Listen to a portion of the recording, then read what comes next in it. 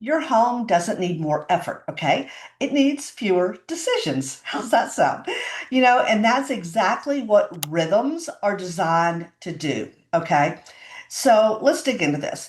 Rhythms are not rigid schedules, okay? They're predictable patterns that reduce friction, okay? So think laundry on 2 fixed days a week as an example. One weekly reset, themed meals, or what about 21 to 28 meals that repeat? Spoiler alert, you're probably eating the same meals anyway, but when you plan for it, life gets so much easier.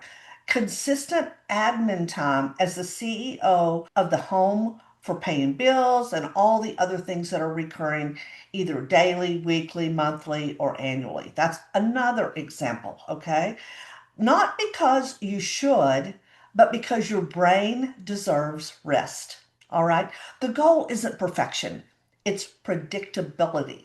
So when you start with just one anchor rhythm, for instance, let's say a weekly home CEO meeting, a Sunday reset, or a midweek catch up, and then you layer slowly in the other items, this is where quarterly planning becomes so powerful. So instead of fixing everything at once, all right, you choose one rhythm per quarter that you kind of want to maximize. Okay. That's why rolling quarters works so well. It lets you build systems progressively without overwhelm. Okay. Now, if you're ready to try this, I want to encourage you to download the Rolling Quarters Calendar. It's below, the link is.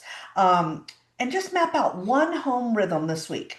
This free download, it comes with a step-by-step training for how to set it up, literally in a matter of minutes, not hours. All right. So I'm not going into that here because the training is included in the download. Now, in the next video, we're going to talk about the identity shift that makes these systems and rhythms actually stick. Should be popping up here on your screen, but if it's not, it just means you're early and it'll be there on Monday.